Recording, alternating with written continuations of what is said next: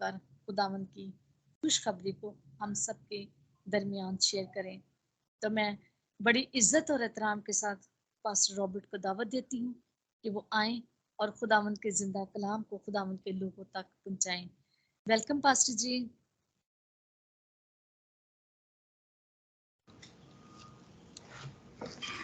Thank you sister समर सराफीन। खुदावंद आपको और आपके घराने को बहुत बरकत दे। और सिस्टर के लिए खुदावंद, सिस्टर मलिया के लिए भी मैं खुदावंद का शुक्र अदा करता हूँ जिन्होंने खुदावंद के हजूर मुझ नाचीज़ के लिए मेहनत की कि खुदावंद मुझे अपना कलाम दे ताकि मैं आपके साथ बांट सकूं। यीशु मसीह में आप सब पर जो कि खुदावंद में है और इस वक्त खुदावंद का कलाम सुनने के लिए तैयार हैं, खुदावंद आप सबको अपनी सलामती बख्शे और खुदावंद आपको अपने कलाम में बढ़ने का बड़ा फजल अता करे। अजीजों, आज का जो मेरा अनवान है वो है झूठ काबिले नफरत है। बाज़ दफा झूठ दरअसल इस कदर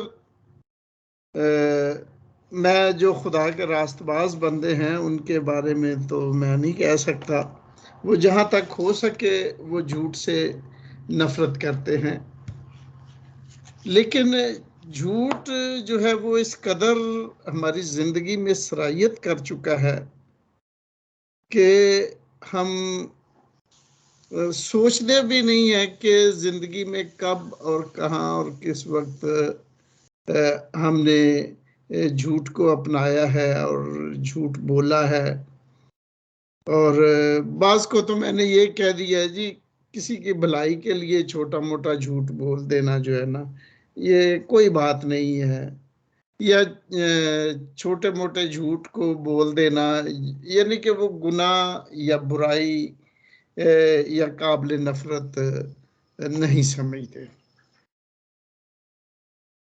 लेकिन अगर हम गौर करें तो गुनाह का आगाज ही झूठ से हुआ था, और आज पूरी दुनिया जो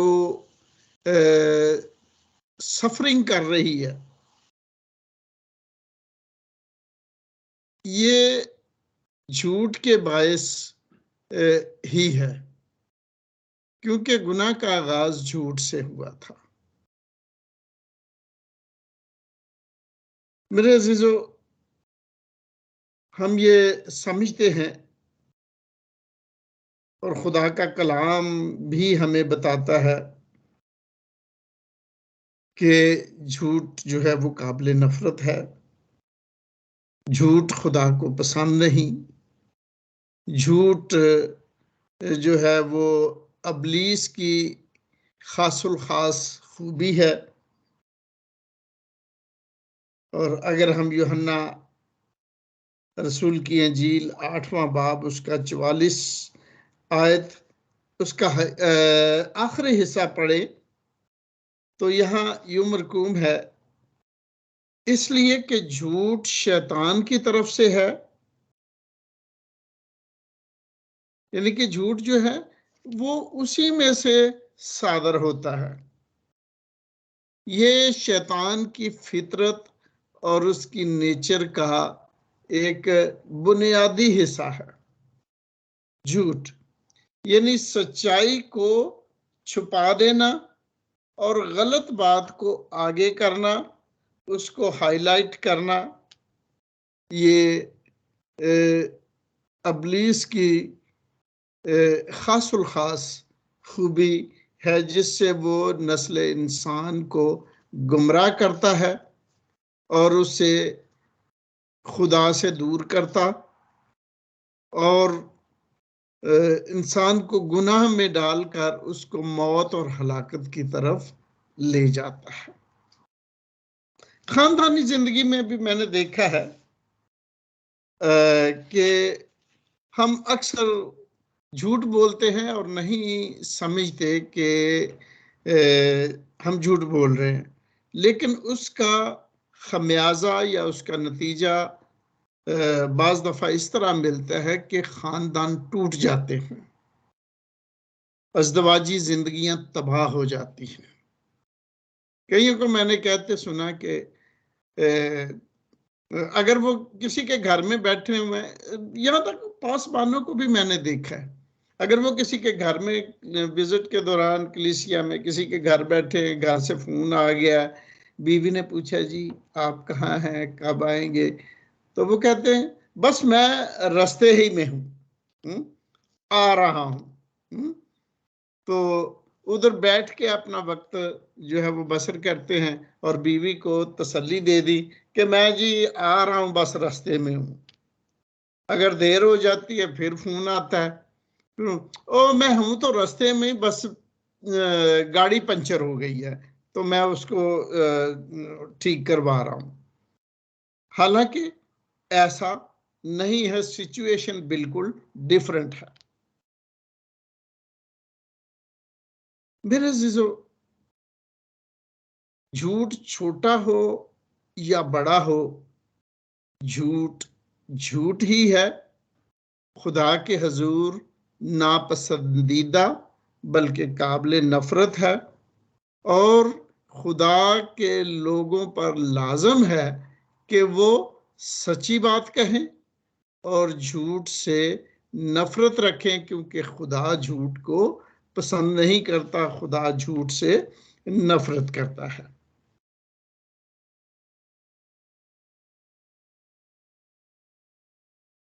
शैतान के बारे में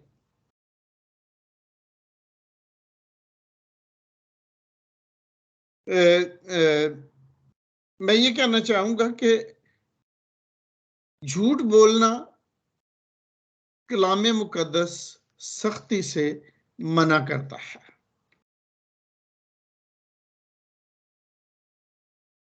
झूठ खुदा के हुजूर काबिल कबूल नहीं है। खुदावंद यीशु मसीह जब इस दुनिया में थे तो वो जो बात भी कहते थे वो सच कहते थे, और ये उनकी खूबी थी कि वो कहते थे मैं तुमसे सच सच कहता हूं।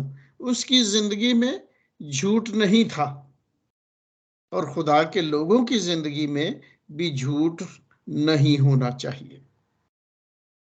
पौलुस रसूल, रसूल आजम इफसियों के कलीसिया के नाम खत लिखते हुए चौथे बाब की 25वीं आयत में कहता है, बस झूठ बोलना छोड़कर हर एक शख्स अपने पड़ोसी से सच बोले। पड़ोसी से मुराद सबसे पहले आपके घर वाले अफराद हैं, फिर आपके आसपास के लोग हैं, और आपके काम के लोग हैं जहां आप जॉब करते हैं। बल्कि सच को इस कदर अपना लें कि झूठ की बाकी कोई गुंजाइश ही ना रहे। खुदावंद का बंदा कहता है बस झूठ बोलना छोड़कर हर एक शख्स अपने पड़ोसी से सच बोले, क्योंकि हम आपस में एक दूसरे के अज़ू हैं।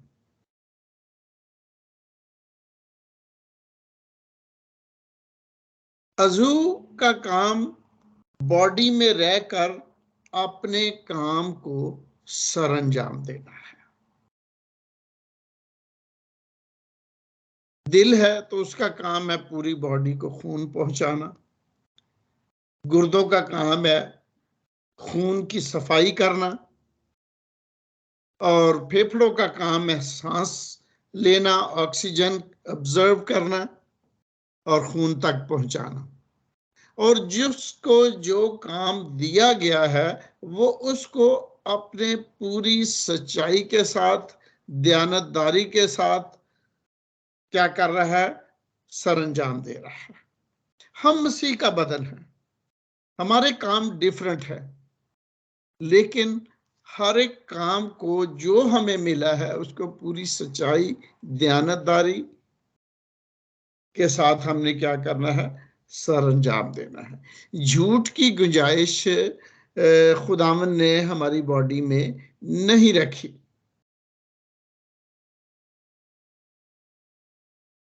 हम मसीह में के बदन के अज़ू हैं और हमें एक दूसरे को धोखा नहीं देना, एक दूसरे से झूठ नहीं बोलना।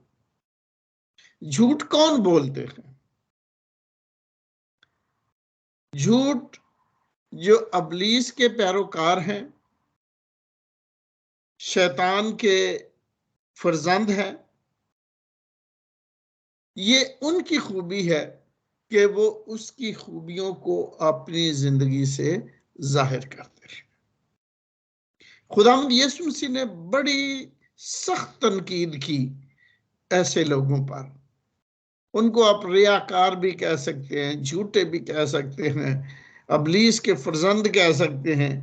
और अगर हम यूहन्ना 8वां बाब 44वीं आयत शुरू में देखें तो खुदावंद यीशु मसीह फकीयों और फरीसियों से, जो कि अपने आप को शरीयत के ठेकेदार समझते थे, कलाम मुकद्दस के माहिर समझते थे, खुदावंद ने उन पर तनकीद करते हुए कहा कि तुम अपने बाप अबलीस से हो और अपने बाप की ख्वाहिशों को पूरा करना चाहते हो। अबलीस जो है वो झूठ और फ्रेब को काम में लाकर नस्ल इंसानी को तबाह करता है। उसकी ख्वाहिश है कि हर एक को खुदा से दूर करे, हर एक को अपने साथ जहन्नम में ले जाए। तो जो अबलीस के फरजांद है उनकी भी यही फितरत होती है और वो अपने बाप की ख्वाहिशों को क्या करते हैं? पूरा करते हैं। और यीशु मसीह ने कहा वो शुरू ही से खूनी है और सच्चाई पर कायम नहीं रहा, क्योंकि उसमें सच्चाई है नहीं। तो मेरे अजीजों, अगर हम सच्चाई से दूर हैं तो इसका मतलब है कि शैतान और अबलीस की नेचर को, उसकी फितरत को हम अपनी जिंदगी से जाहिर कर रहे हैं। और खुदा के फर्जंद होने के नाते झूठ का हमारी जिंदगी में कोई किरदार नहीं होना चाहिए। यहां तक कि शैतान बड़ा होशियार है, वो बड़े बड़े रास्तबाज लोगों को भी अपने मकसद के लिए इस्तेमाल करता है। बड़े बड़े खादमीन को भी रूहों को गुमराह करने के लिए इस्तेमाल करता है। और जब वो उनकी जिंदगी में आता है तो उनको एहसास भी नहीं होता, क्योंकि इस तरह के लालच और गुमराही उनके अंदर पैदा कर देता है कि वो सच को सच और झूठ को झूठ पहचानने में नाकाम हो जाते हैं और यूं शैतान के आलाकार बनकर क्या करते हैं? दूसरी रूहों को जो बचना चाहती हैं उनको हलाकत की तरफ ले जाते हैं। खुदावंद ने अपने कलाम में जो है वो इस बात पर बड़ी तनकीद की है और उन लोगों को जो अबलीस के आलाकार थे उनको सख्ती से मलामत किया है। अगर हम यर्मिया 14 बाब उसकी 14वीं आयत को देखें तो खुदावंद का बंदा यर्मिया इस बात पर यूं हम कलाम है खुदावंद की तरफ से, तब खुदावंद ने मुझे फरमाया कि अंबिया मेरा नाम लेकर झूठी नबूवत करते हैं, मैंने ना उनको भेजा और ना हुक्म दिया और ना उनसे कलाम किया। वो झूठी रोया और झूठा इल्म गैब और बतालत और अपने दिलों की मक्कारी नबूवत की सूरत में तुम पर जाहिर करते हैं। अजीजों, बनिस्बत एक आम शख्स के नबी की बात को तस्लीम कर लेना हर एक शख्स के लिए बड़ा आसान हो जाता है, इसलिए कि वो खुदा का नाम लेकर कलाम करता है। और जो लोग खुदा पर ईमान रखते हैं वो नबी की बातों को बड़ी आसानी से तस्लीम कर लेते हैं, क्योंकि वो ये समझते हैं कि ये खुदा का खादिम है, इसकी जिंदगी में झूठ नहीं, ये जो कुछ कहता है सच कहता है, खुदा के कलाम को हमारे सामने पेश कर रहा है, और जैसे पेश कर रहा है वो हमारे लिए या उस पर अमल करना जो है वो हमारे लिए लाजम हो जाता है। लेकिन वो इस बात को पहचानने में यानी कि वो अंधा एतबार कर लेते हैं कि आया ये नबी या ये पैगंबर जो खुदा का नाम लेकर नबूवत कर रहा है, आया ये खुदा की तरफ से है भी या नहीं भी है। लिहाजा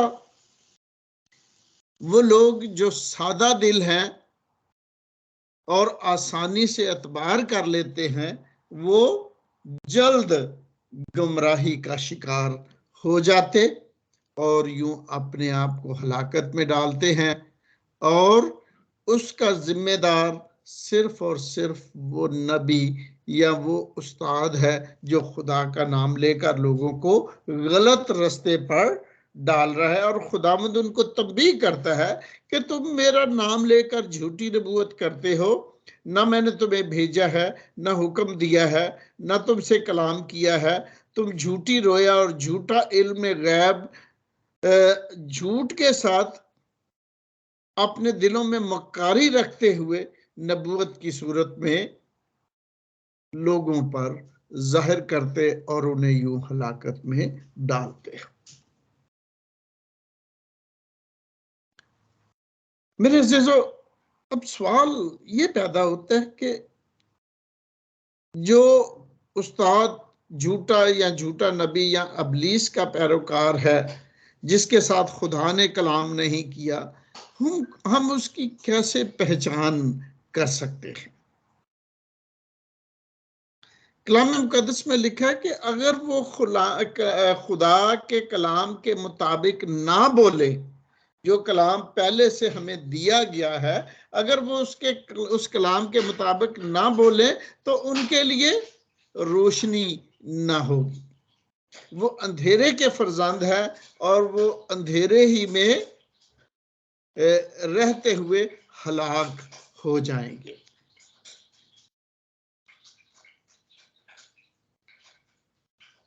इसी तरह से अगर हम देखें पतरस रसूल का खत, दूसरा बाब 1 से 3 आयत में पढ़ें तो कलाम मुकद्दस में ऐसे लोगों के बारे में यूं कहा गया है, और जिस तरह उस उम्मत में यानी कौम बनी इसराइल में, और जिस तरह उस उम्मत में झूठे नबी भी थे, यानी सच्चे नबी भी थे और झूठे नबी भी थे जो लोगों को गुमराही के रास्ते पर डालते थे और उन्हें हलाकत की तरफ ले जाते थे और लोगों को खुदा से दूर करके हलाकत में डालते थे। ठीक है, झूठे नबी भी थे, उसी तरह तुम में भी झूठे उस्ताद होंगे। ये न्यू एरा की बात है कि जब से मसीहत का आगाज हुआ, जब से खुदावंद यीशु मसीह आसमान पर चले गए और जब से कलीसिया का आगाज हुआ और अंजील की बिशारत का काम शुरू हुआ, तो खुदावंद ने शुरू ही से अपने रसूलों के जरिए से और यहाँ पर पतरस रसूल के जरिए से खुदावंद आगाह करता है कि जैसे बनी इसराइल में झूठे नबी आते रहे, इसी तरह तुम में भी, कलीसिया में भी झूठे उस्ताद आएंगे जो लोगों को हलाकत की तरफ ले जाएंगे। उसी तरह तुम में भी झूठे उस्ताद होंगे जो पोशीदा तौर पर हलाक करने वाली बिद्दतें निकालेंगे, यानी झूठी तालीमात को जो खुदा की तरफ से नहीं है वो इजाद करेंगे और उस मालिक का इनकार करेंगे जिसने उन्हें मोल लिया। किस मालिक ने हमें मोल लिया? खुदावंद यीशु मसीह ने अपना कीमती खून बहाकर, अपनी जान सलीब पर देकर गुनाह भरी दुनिया से हमें मोल ले लिया ताकि हम उसके लोग और उसके निजात याफ्ता जमायत और उसके फर्जंद हो। लेकिन अबलीस ये नहीं चाहता कि लोग निजात की तरफ आए, अबलीस नहीं चाहता कि वो बचें, इसलिए वो ऐसे लोगों को, ऐसे भेड़ियों को भेड़ों की सूरत में भेजकर क्या करता है, लोगों को गुमराह करता है। और ऐसे लोगों के बारे में कलाम मुकद्दस कहता है कि और अपने आप को जल्द हलाकत में डालेंगे और बतेरे उनकी शेवत परस्ती की पैरवी करेंगे, जिनके सबब से राय हक की बदनामी होगी और वो लालच से बातें बनाकर तुमको अपने नफा का सबब ठहराएंगे। और ये बात सच है। आज बहुत सारे पासबान, बहुत सारे खादमीन जो अपने आप को प्रॉफिट और अपोस्टल्स कहते हैं, वो अपने नफा के लिए, अपने लालच के लिए और अपनी तालीमात को जो बाइबल मुकद्दस के मुताबिक नहीं है, वो लोगों को गलत रास्ते पर लगाकर और उनसे फायदा हासिल करने के लिए, माली फायदा हासिल करने के लिए लोगों को गलत तालीमें देकर उनको भी हलाक करते हैं। खुद तो वो हलाकत के फरजंद है, लेकिन अपने साथ उनको भी हलाक करना चाहते हैं।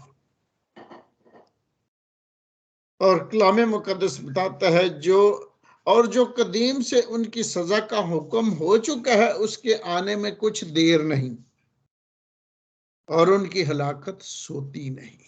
खुदावंद जो है वो ऐसे झूठे उस्तादों की अदालत करेगा और खुदावंद की अदालत से उनका फैसला जो है वो सादर हो चुका है। और ये किसी को गुमराह करना कत्ल करने के बराबर है। सॉरी। और जो अपने धोखे से, अपने फरेब से, अपनी झूठी तालीम से रूहों को कत्ल करते हैं, खुदा की तरफ से उनकी अदालत होगी और वो खुदा की अदालत के सजावार होंगे और उनकी हलाकत सोती नहीं।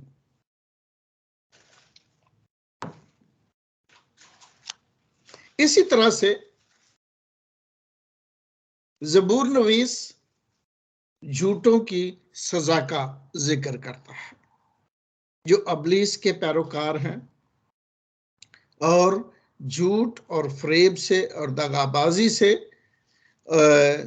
और हलाक करने से वो क्या करते हैं, अबलीस की ख्वाहिश को पूरा करते हैं। और खुदावन ने उस पर जाहिर किया कि वो खुदा की नज़र में कैसे हैं और उनका क्या होगा।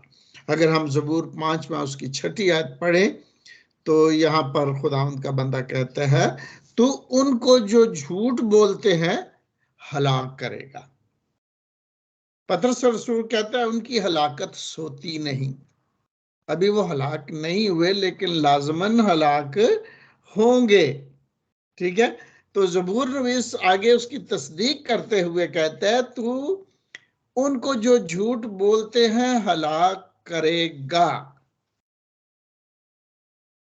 खुदावंद को खूनखार और दगाबाज आदमी से कराहत है। जो झूठा है, इब्लीस का फर्जंद है, वो हलाकत के काम करता है, वो खूनखार है और दगाबाजी झूठ का खासुल खास हिस्सा है। इब्लीस ने बागे अदन में आदम और हवा के साथ दगा किया, झूठ बोला, और उसने अपनी बात का आगाज ही इस तरह से किया, क्या खुदा ने सारे दरख्तों का फल तुम्हें खाने से मना किया है? तो हवा ने बड़ा अच्छा जवाब दिया कि नहीं, खुदा ने तो हमें सारे दरख्तों का फल खाने से मना नहीं किया, उसने खुदा ने हमें इजाजत दी है, सिर्फ ये बाग के दरमियान में जो दरख्त है जिस पर तू बैठा हुआ है, खुदा ने इसके बारे में कहा है कि तुम ना इसे खाना ना छूना वरना हलाक हो जाओगे। तो हवा से भी एक थोड़ी सी गलती हुई कि उसने खुदा के कलाम में थोड़ी सी आमेज़श की। खुदा ने कहा था ना खाना, और उसने साथ लफ्ज मिलाया छूना, तुम ना इसे छूना।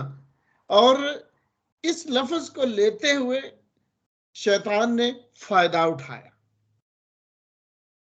और उसने अपनी गुफ्तगू को आगे बढ़ाया कि नहीं नहीं नहीं नहीं, छूने से तो कुछ नहीं होता, देखो मैं इसको छू रहा हूं, मैं तो नहीं मरा, और देखो ये देखने में कितना खूबसूरत और खाने में क्या ही मजेदार है। और अगर फिर उसके फायदे बताए कि अगर तुम इसे खाओगे तुम्हारी आंखें खुल जाएंगी, तुम नेकी और बदी की पहचान करने वाले बन जाओगे, तुम खुदा ताला की मानत बन जाओगे, और तुम हरगिज ना मरोगे। तो यहाँ पर सारा हमें क्या मिलता है? खुदा का कलाम जो एक छोटे से सेंटेंस में था, उसको बड़ा करके उसने थोड़ी सी सच्चाई के साथ झूठ को मिला के उनको गुमराही के रास्ते पर डाल दिया और खुदा से दूर कर दिया। जो रोशनी का लिबास उनके ऊपर था वो जाता रहा, वो खूबसूरत घर जो उनके पास था वो उनसे जाता रहा, और जो सजा खुदा ने उनके लिए मुकर्रर की थी वो उन सजाओं को झेलने और बर्दाश्त करने लगे। लेकिन खुदा ने उसी दम इब्लीस को कहा कि चूंकि तूने ये काम किया है, इसलिए मैं औरत की नस्ल और तेरी नस्ल के दरमियान अदावत डालूंगा। यीशु मसीह के मुतल्लिक खुदा ने पेशन गोई की कि मैं उसे दुनिया में भेजूंगा और वो तेरे सर को कुचलेगा और तू उसकी एड़ी पर काटेगा। तो यूं उसके सलीबी वाकयात जो है उसकी तरफ इशारा किया कि खुदावंद नस्ल इंसानी को बचाने के लिए एक नजात दहिंदा अता करेगा, जो अपने खून के वसीला से कुफारा देकर बनी नौ इंसान को तुझसे छीन लेगा। मेरे अजीजों, बाइबल मुकद्दस आप जो भी किताब खोलेंगे उसमें कहीं भी झूठ की तायीद नहीं की गई कि झूठ, छोटा मोटा झूठ बोल लेना जो है वो फायदा मंद है। झूठ झूठ ही है, चाहे वो छोटा हो या बड़ा हो, वो काबिले नुकसान है।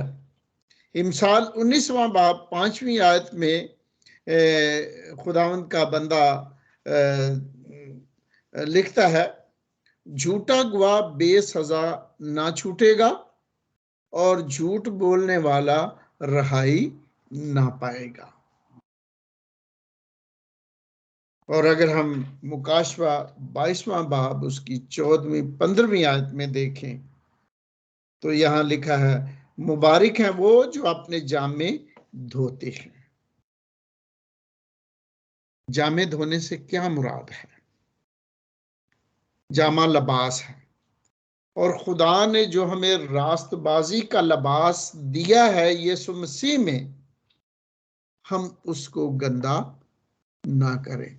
अपने रोजमर्रा के अमाल से, अपने मुंह से निकलने वाले अल्फाज से जो झूठ, फरेब और अबलीस की नुमाइंदगी करते हैं और हमारे गलत काम, खुदा के रास्तबाज लोग होने के बावजूद हम अगर झूठ और फरेब से काम लेते हैं तो हम अपने उस लिबास को जो यीशु मसीह में हमें मिला है, हम उसको नापाक करते हैं।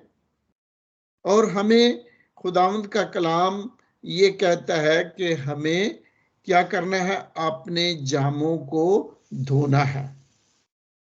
हम फितरी तौर पर, नेचुरल तौर पर हम गुनहगार हैं, ना चाहते हुए भी हम खता करते हैं। और पौलुस रसूल कहता है, हाय इस मौत के बदन से मुझे कौन छुड़ाएगा। तो खुदावंद का कलाम आगाह करता है कि मुबारक वो हैं जो अपने जामे धोते हैं, और हम अपने जामों को, अपने रास्तबाजी के लिबास को सिर्फ यीशु के खून ही से हम पाक कर सकते हैं। और वो लोग जो यीशु मसीह के खून को अपनी जिंदगी में लेकर अपनी उन बातों से जो उनके रास्तबाजी के लिबास को नापाक करते हैं, गंदा करते हैं, खुदावंद उन्हें आगाह करता है कि तुम अपने आप को पाक रखो, अपने आप को धो। और ऐसे लोग जो अपने आप को धोते हैं, अपने आप को यीशु के खून से पाक करते हैं, खुदावंद का कलाम कहता है क्योंकि जिंदगी के दरख्त के पास आने का अख्तियार पाएंगे। जिंदगी के दरख्त के पास उनके गुनाह करने के बाद, खुदा की नाफरमानी करने के बाद, जिंदगी के दरख्त के पास जाने की ममानत कर दी गई थी आदम और हवा को।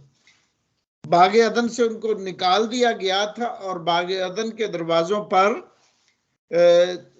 सराफीम, क्रोबियों का पहरा लगा दिया गया था शोला जन तलवार के साथ, ताकि कोई भी नस्ल इंसानी में से अंदर जाकर जिंदगी के दरख्त का फल ना खाए, ता ना हो कि गुनाह में, बीमारियों में और मुसीबतों में गिरफ्तार होकर सदा कराहता रहे और कभी ना मरे।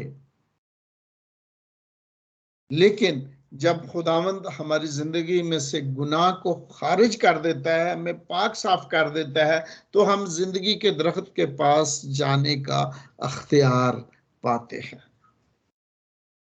यीशु मसीह ने कहा कि जिंदगी का दरख्त मैं हूं, अंगूर का हकीकी दरख्त मैं हूं। जो मेरे साथ वाबस्ता रहता है उसकी जिंदगी फलदार होती है, जो मेरे साथ वाबस्ता नहीं रहता वो काटा और फेंक दिया जाता है, आदमियों के पांव के नीचे रौंदा जाता है और आखिरकार वो आग में जला दिया जाता है। तो मेरे अजीजों, यीशु मसीह के साथ होते हुए हम क्या कर सकते हैं, जिंदगी के दरख्त के पास आने का अख्तियार पाएंगे और उन दरवाजों से शहर में दाखिल होंगे। किस शहर में दाखिल होंगे? दरवाजों से नया शहर यरूशलेम, जिसके 12 दरवाजे हैं, 12 दरवाजों पर 12 फरिश्ते हैं। बाहर दरवाजा जो है वो एक खास मोती का है और जिसमें रोशनी की जरूरत नहीं है, क्योंकि वो खुदा और बर्रे के नूर से मुनव्वर है, जिसके बारे में खुदावंद यीशु मसीह ने कहा, मेरे बाप के घर में बहुत सारे मकान हैं, ना होते तो मैं तुमसे कह देता, मैं जाता हूं ताकि तुम्हारे लिए जगह तैयार करूं, और अगर मैं जाकर तुम्हारे लिए जगह तैयार करूं तो मैं आकर तुम्हें अपने साथ ले लूंगा, ताकि जहां मैं हूं वहां तुम भी मेरे साथ हो। खुदा के रास्तबाज लोग जिन्होंने अपने रास्तबाजी के लिबास को यीशु के खून से पाक किया है, जिन्होंने झूठ और फरेब को अपनी जिंदगी से दूर किया है, जिन्होंने सच्चाई को अपनाया है, उनके लिए वादा है कि वो उन दरवाजों से शहर में दाखिल होंगे। मगर कौन दाखिल नहीं होंगे? देखिए, मगर कुत्ते और जादूगर और हरामकार और खूनी और बुत परस्त और झूठी बात का हर एक पसंद करने वाला और घड़ने वाला बाहर रहेगा।